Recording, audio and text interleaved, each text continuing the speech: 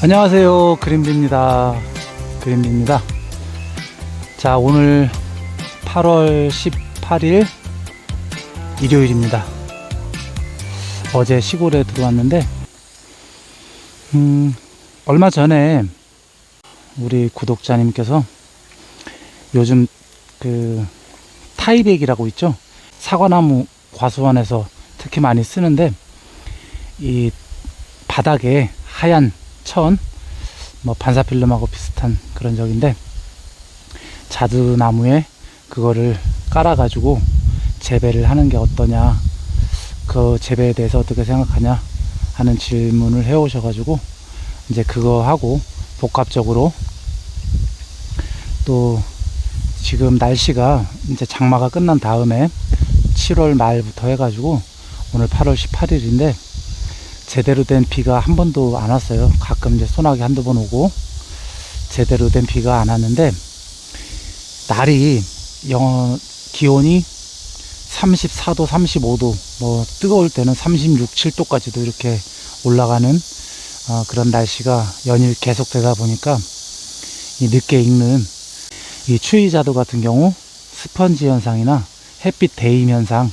그런 현상들이 많이 발생을 하고 있습니다. 그래서 스펀지 현상이나 햇빛 대임 현상에 대해서 여러분들한테 한번 말씀을 드려보고자 영상을 시작을 해봅니다.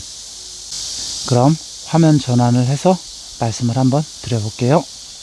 개심 자연용으로 시험 삼아서 키우는 추위자두입니다. 지금 뭐 상태가 이 정도 됩니다. 조금 더 있으면은 색이 좀 더 오겠죠.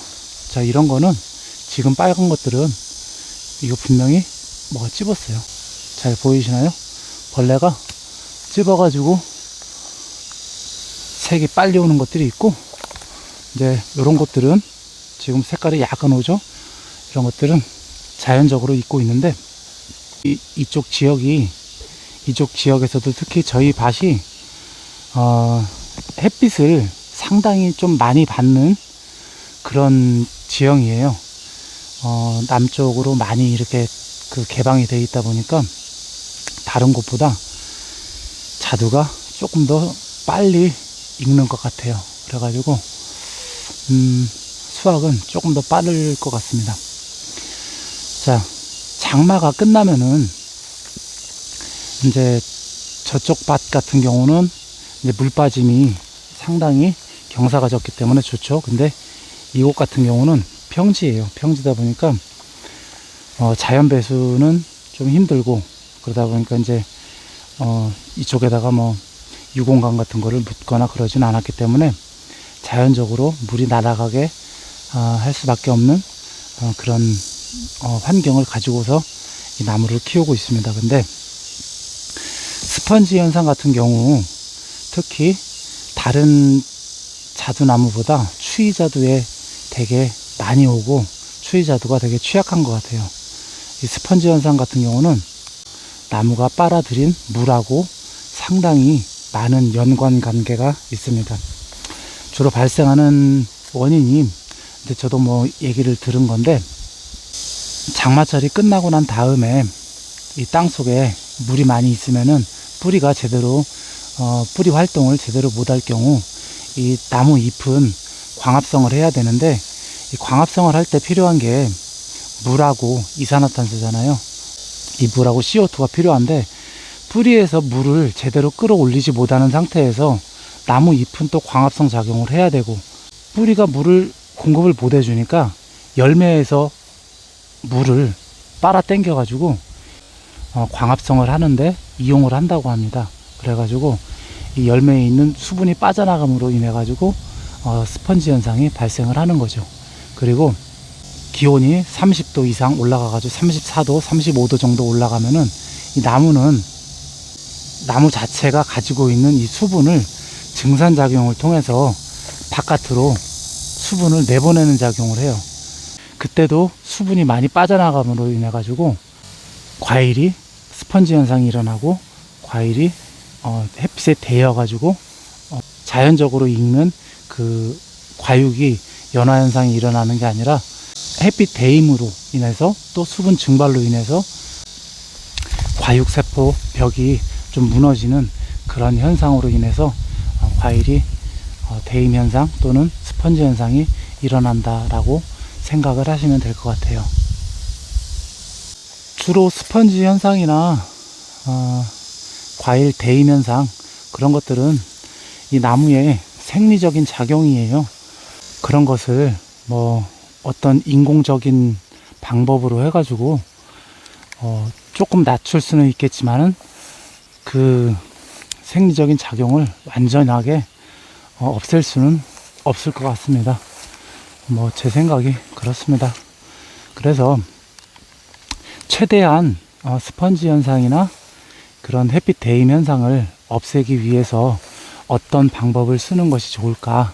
그거는 나무를 기르면서 이 나무의 어떤 특성이라든지 그런 것들을 생각하면서 또 나무를 기르는 그런 토양의 조건, 그런 것들을 생각을 하면서 최소한 경감시킬 수 있는 그런 방법을 좀 생각을 해봐야 될 것 같아요.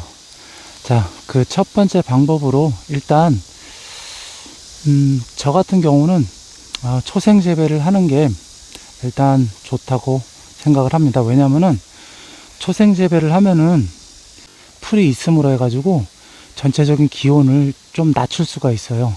그래서 초생 재배를 해서 풀을 키우면서 이 지열 발생을 좀 막고 하는데 효과적이기 때문에 초생 재배를 하는 게 좋을 것 같고요. 그리고 두 번째 방법으로는 추위 같은 경우 특히 여름에 적심을 할 때 도장지를 어느 정도 충분하게 남겨서 그늘을 만들어 주어서 햇빛이 조금이라도 좀 덜 들어가게끔 그렇게 해주시고, 그리고 그 도장지 발생한 것은 익는 시점 한 일주일 내지 한 열흘 전쯤에 이제 마지막 방제를 하고서 도장지를 어느 정도 좀 자를 건 잘라주면서 햇빛을 좀 쪼이게 하는 게 그게 좋을 것 같습니다. 그리고 타이백 재배 같은 경우 바닥에다가 하얀 천이라든지 반짝이라든지 이제 그런 걸 까는데, 그런 걸 깔면은 보통 수확 일주일 전이나 한 열흘 전쯤 이렇게 해가지고 까는 거로 알고 있는데, 그런 거를 깔므로 인해 가지고 햇빛을 더 많이 받아서 색깔을 내고 당도를 올리고 하는 데는 조금 도움이 될 수 있을지는 모르겠지만은 저 같은 경우는 타이백 재배는 하지 않을 생각이고요. 그리고 이 관수도 종류가 여러 가지가 있어요.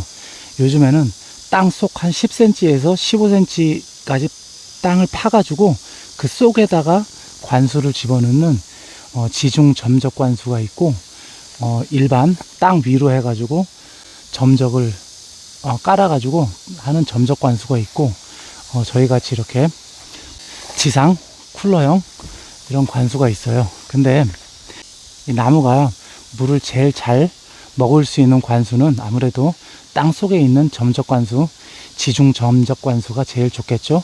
그 다음은 땅 위에 있는 점적 관수, 그리고 이 쿨러 관수. 이 쿨러 관수 같은 경우는 1000평 기준으로 했을 때 지하수를 끌어올린다고 했을 때 150톤 정도, 하루 나오는 양이 150톤 정도는 나와야지만이 이 물을 충분하게 댈 수가 있어요. 근데 안타깝게도 저희 이 지역, 이제 저희 과수원 같은 경우 지하수를 팠는데 하루에 물 나오는 양이 한 60에서 70톤 정도밖에 안 나와요. 그래가지고 계속 이거를 틀어 놓을 수가 없어요. 그래서 물탱크를 10톤짜리를 해놨는데, 이 쿨러 관수를 제가 그래도 고집을 하는 이유가, 비가 온 다음에 땅속에 있는 이 물을 초생 재배를 함으로써 이 땅속에 있는 물을 저장을 어느 정도 할 수가 있죠. 근데 아무리 초생 재배를 한다 하더라도 땅 위에 있는 풀도 물을 먹고 자라잖아요. 그렇기 때문에 관수를 안 하면은 풀이 아예 없는 것보다 나중에 한 10일에서 15일 정도 더 지나면은 이 풀이 있을 때가 물 증발하는 속도가 더 빠르다고 합니다. 그래서 그 쿨러 관수를 틀어주는 이유는 이 겉에 있는 풀이라도 이 물 뿌리는 물로 인해서 그거를 먹고 땅 속에 있는 물은 어느 정도 나무가 먹고 할 수 있게끔 그런 분배를 하는 역할을 하기 위해서 저는 지상 쿨러로 이 관수를 설치를 했고요. 그리고 이 풀이 나 있는 상태에서 이 지상 쿨러를 틀어주게 되면은 낮에도 물이 확 나오는 그 순간은 이 온도가 지상 온도가 어느 정도 내려가는 그런 효과를 볼 수가 있습니다. 그래가지고 쿨러 관수를 그렇게 해서 이용을 하고 있습니다. 일단 스펀지 현상이라든지 아니면은 이 햇빛 대임 현상이라든지 그런 것들은 생리적인 작용이라고 그랬죠. 그 생리적인 작용 최소한 경감시키는 방법으로 쿨러를 이용하고 또 초생 재배를 이용하고 또 방법 하나로는 햇빛 대임을 방지하는 그런 약재를 또 뿌려주는 그런 방법이 또 있는데 효과가 뭐 그렇게 좋은 그런 적은 아니라고 그래요. 그래서 어느 정도 그래도 효과는 없지는 않겠죠. 그렇기 때문에 미리 장마가 끝난 다음에 미리 방제를 해주면은 그래도 조금이라도 효과가 있을 겁니다. 그리고 마지막으로 탄산칼슘을 쓰는 방법이 있어요. 특히 사과 과수원 같은 경우에서 많이 쓰는데 지나가다가 보시는 분들도 계실 거예요. 하얗게 뿌려져 있는 그런 과수원을 보신 적이 있으실 겁니다. 그게 탄산칼슘을 뿌림으로 인해 가지고 이파리라든지 그런 데에 하얗게 맺혀서 햇빛을 반사시켜 가지고 그 일소 피해를 방지를 하는 그런 역할을 하는데 이 자두나무에 탄산칼슘을 하얗게 뿌리는 거는 제가 본 적이 없어 가지고 그거는 뭐 그렇게 추천드리기가 좀 그렇고, 껍질 세포도 마찬가지지만 이 과육 세포도 어느 정도 좀 단단하게 만들어 주기 위해서는 칼슘제를 그래도 한 서너 번 정도 충분하게 살포를 해 가지고 육질이 좀 단단하게 그렇게 만들어 주는 게 그래도 그나마 일소 방지나 그 햇빛 대임 현상이나 아니면 스펀지 현상이나 그런 거를 막을 수 있는 방법이 될 것 같습니다. 그 칼슘제 같은 경우는 칼슘을 단독으로 살포하는 경우가 있고 병으로 해가지고 파는 그런 칼슘제를 살포하는 경우도 있는데, 이제 내년부터는 제가 이 칼슘제 살포하는 그런 내용도 영상으로 한번 찍어가지고 한번 올려드릴 테니까 이제 그런 부분에 대해서 참조를 해주시면 될 것 같습니다. 자, 이쪽에는 자두가 조금 이렇게 열려 있는데 과일이 몇 개 없다 보니까 벌레 공격도 심하고 좀 그런 것 같습니다. 자두가 조금씩 익어가고 있어요.